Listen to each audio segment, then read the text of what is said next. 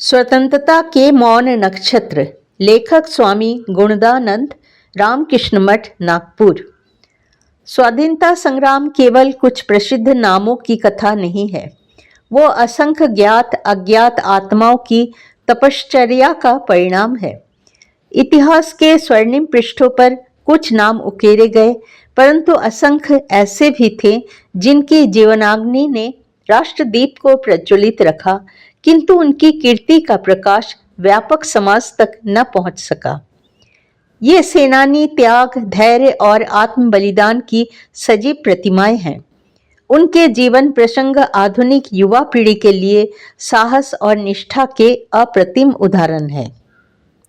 वीर नारायण सिंह, आदर्शों की अमर ज्योति। छत्तीसगढ़ की धरती के अमर सपूत वीर नारायण सिंह एक जमींदार परिवार से थे।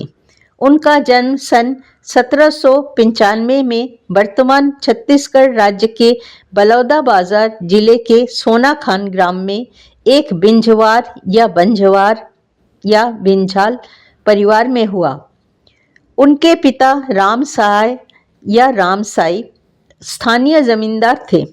पिता के निधन के उपरांत नारायण सिंह ने सोनाखान जमींदारी का दायित्व संभाला। वे स्वभाव से अत्यंत साहसी, न्यायप्रिय और करुणामय थे। लोक कथाओं के अनुसार एक नरभक्षी बाघ से ग्रामवासियों की रक्षा कर उन्होंने असाधारण वीरता का परिचय दिया। तभी से लोग उन्हें सम्मानपूर्वक वीर कहकर संबोधित करने लगे। उनका जीवन केवल शौर्य का नहीं, बल्कि जनसेवा और सामाजिक न्याय का भी प्रतीक था। 1856 का भीषण अकाल और लोक कल्याण का निर्णय। सन 1856 में छत्तीसगढ़ क्षेत्र भीषण अकाल से पीड़ित हुआ। अन्न के अभाव में जनजीवन संकटग्रस्त हो गया। अंग्रेजी शासन के संरक्षण में कुछ साहूकारों ने अन्न का कृत्रिम अभाव उत्पन्न कर मूल्य बढ़ा दिए। भूखी जनता तड़प रही थी और अंग्रेजी शासन इस शोषण पर मौन था, किंतु उनका हृदय कृषक जन की पीड़ा से व्यथित था। ऐसी विषम परिस्थिति में वीर नारायण सिंह ने अन्याय के विरुद्ध खड़े होने का साहसिक निर्णय लिया। उन्होंने ग्रामवासियों को संगठित किया और साहूकारों के गोदामों से संग्रहित अन्न निकलवा कर निर्धन एवं भूख से व्याकुल जनता में वितरित किया। यह कार्य अंग्रेजी सत्ता की दृष्टि में विद्रोह और अपराध था। उन्हें गिरफ्तार किया गया, परंतु लोकमानस की दृष्टि में यह धर्म और मानवता का पालन था। ब्रिटिश प्रशासन ने उन्हें राज विरोधी घोषित कर गिरफ्तार कर लिया और रायपुर कारागार में बंद कर दिया, किंतु जन समर्थन इतना प्रबल था कि वे कुछ समय पश्चात कारागार से निकल भागे। इसके उपरांत उन्होंने कुरुपाट की पहाड़ियों में एक लघु सशस्त्र दल संगठित कर अंग्रेजी शासन के विरुद्ध संघर्ष प्रारंभ किया। उनका उद्देश्य व्यक्तिगत सत्ता नहीं, अपितु जनमानस के अधिकारों की रक्षा था। दुर्भाग्यवश विश्वासघात के कारण वे पुनः पकड़े गए। बलिदान। 10 दिसंबर 1857। 1857 के प्रथम स्वाधीनता संग्राम की ज्वाला जब देश के विविध भागों में प्रज्वलित थी, उसी काल में 10 दिसंबर 1857 को रायपुर के जय स्तंभ चौक पर उन्हें सार्वजनिक रूप से फांसी दे दी गई। उनकी यह शहादत छत्तीसगढ़ के इतिहास में प्रथम स्वतंत्रता बलिदान के रूप में अंकित हुई। वे इस प्रदेश के प्रथम शहीद माने जाते हैं। स्मृति और सम्मान। वीर नारायण की स्मृति आज भी छत्तीसगढ़ की जन चेतना में जीवंत है। रायपुर स्थित शहीद वीर नारायण सिंह अंतर्राष्ट्रीय क्रिकेट स्टेडियम उनके नाम पर स्थापित है। भारत सरकार ने उनके सम्मान में डाक टिकट जारी किया। छत्तीसगढ़ शासन द्वारा शहीद वीर नारायण सिंह सम्मान प्रदान किया जाता है, जो जनजातीय उत्थान और सामाजिक सेवा के क्षेत्र में विशिष्ट योगदान हेतु दिया जाता है। प्रत्येक वर्ष 10 दिसंबर को उनके बलिदान दिवस पर विशेष कार्यक्रम, मेले और श्रद्धांजलि सभाएं आयोजित की जाती है, विशेषतः सोनाखान क्षेत्र में। वीर नारायण सिंह का जीवन यह सिद्ध करता है कि सच्ची देशभक्ति केवल शस्त्र उठाने में नहीं बल्कि अन्याय के विरुद्ध खड़े होने में है। उन्होंने सत्ता के भय से ऊपर उठकर भूखी जनता की सेवा को ही अपना धर्म माना। उनकी गाथा छत्तीसगढ़ की सांस्कृतिक और राजनीतिक चेतना का आधार स्तंभ है। साहस, समानता और मानव सेवा के जिन आदर्शों को उन्होंने जिया, वे आज भी समाज को प्रेरित करते हैं। उनका जीवन हमें स्मरण कराता है कि जब भी अन्याय अपने पांव पसारता है, तब कोई न कोई वीर नारायण सिंह उठ खड़ा होता है और इतिहास में अमर हो जाता है। तिलका मांझी, आदिवासी अस्मिता का प्रथम ज्वालामुखी। 18वीं शताब्दी के उत्तरार्ध में जब अंग्रेजी सत्ता अपनी जड़ें सुदृढ़ कर रही थी, तब बिहार झारखंड के वनांचलों में तिलका मांझी ने विद्रोह का बिगुल फूंका। वे संथाल समुदाय के वीर पुत्र थे।